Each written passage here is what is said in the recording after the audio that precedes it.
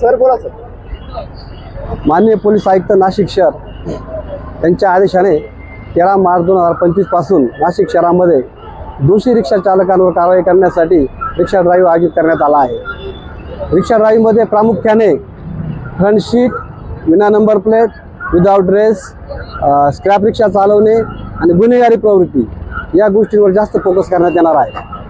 तसेच जोपर्यंत रिक्षा चालकांमध्ये सुधारणा होत नाही, जोपर्यंत फ्रंट घ्यायची बंद होत नाही, जोपर्यंत हे ड्रेस घालत नाही, जोपर्यंत ते स्क्रॅप रिक्षा चालवतात आणि जोपर्यंत हे भाईगिरी करतात, तोपर्यंत हा ड्राईव्ह इथून पुढे असाच कंटिन्यू चालत राहणार आहे.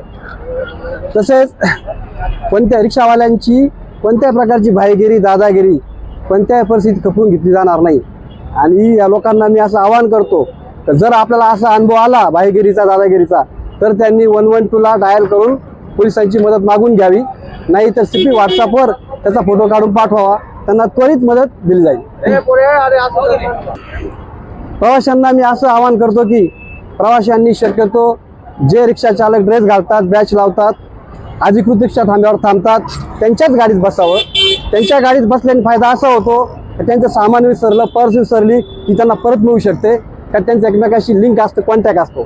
आणि जे रिक्षा चालक चालू सीटं भरतात त्याच्याकडून तुम्हाला सुरक्षा मिळण्याची शक्यता फार कमी असते. त्याचं कुठल्या प्रकारचं रेकॉर्ड असत नाही, तो कुठल्या स्टँडवरचा आहे ते समजत नाही आणि तो बऱ्यापैकी टपोरी प्रवृत्तीचा असतो. ज्या रिक्षा चालक टपोरी प्रवृत्तीचा आहे, ज्याचं फेस रिडिंग किंवा ज्याचं बॉडी लँग्वेज त्या गुंडासारखं दिसतंय, त्यांच्या गाडीमध्ये शक्यतो प्रवाशांनी बसू नये.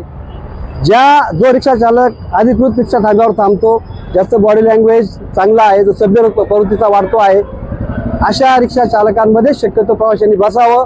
आणि जर बसायचं झालं तर अजून एक त्यांनी करावं, ज्या रिक्षामध्ये तो बसलाय त्याने एक रिक्षा चालकाचा गाडीचा फोटो घ्यावा आणि तो फोटो आपल्याकडे नातेवाईकाला पाठवून द्यावा. म्हणजे त्या गाडीमध्ये जर काही त्याचं सामान विसरलं किंवा त्यांनी काही मिसबिहेवियर केलं तर त्याला आम्हाला पकडणं खूप सोपं जाईल. धन्यवाद.